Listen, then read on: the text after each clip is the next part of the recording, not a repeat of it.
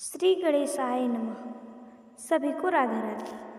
आज हम आपको वैशाख मास के कृष्ण पक्ष की एकादशी तिथि की कथा सुनाएंगे।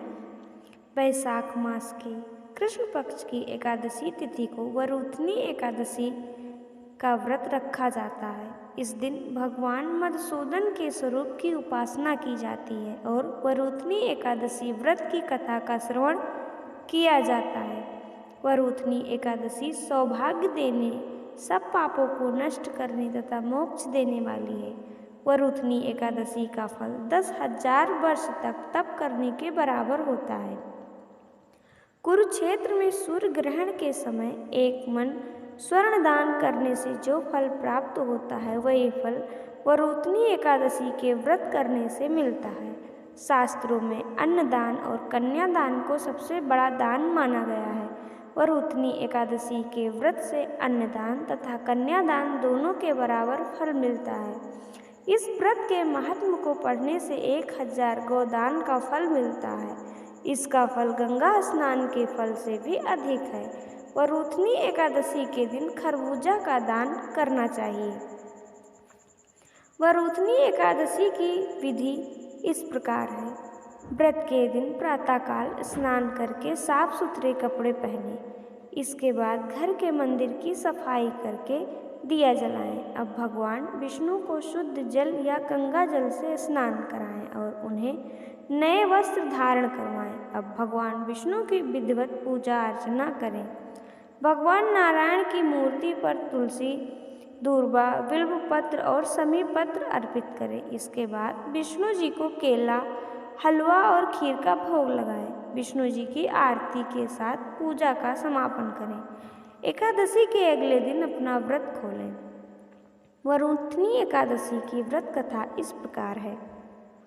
एक बार धर्मराज युधिष्ठिर ने भगवान श्री कृष्ण से कहा कि आप वैशाख मास के कृष्ण पक्ष की एकादशी के महत्व के बारे में बताएं और इस व्रत की कथा क्या है इसके बारे में भी सुनाएं। तब भगवान श्री कृष्ण ने युधिष्ठिर को वरुथनी एकादशी व्रत की कथा के बारे में बताया। प्राचीन काल में मानधाता नामक एक राजा था जो नर्मदा नदी के तट पर राज करता था। वह एक तपस्वी तथा दानशील राजा था। एक दिन वह जंगल में तपस्या करने के लिए चला गया।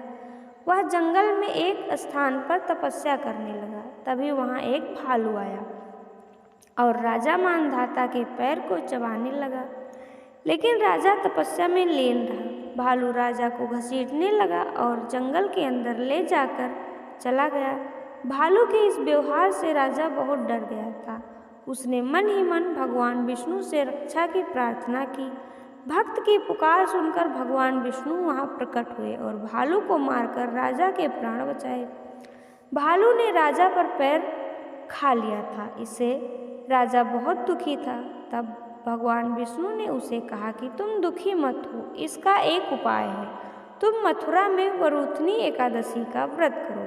वहाँ पर मेरी वाराह अवतार मूर्ति की आराधना करो। उस व्रत के प्रभाव से तुम ठीक हो जाओगे। तुम्हारे पुराने जन्म के पाप कर्म के कारण ही भालू ने तुम्हारा पैर खा लिया। तुम बताए गए उपाय को करो। प्रभु की बातें सुनकर राजा ने वरुथनी एकादशी का व्रत मथुरा में किया। वहाँ पर उसने वाराह अवतार मूर्ति की विधि विधान से पूजा की, फलाहार करते हुए व्रत किया।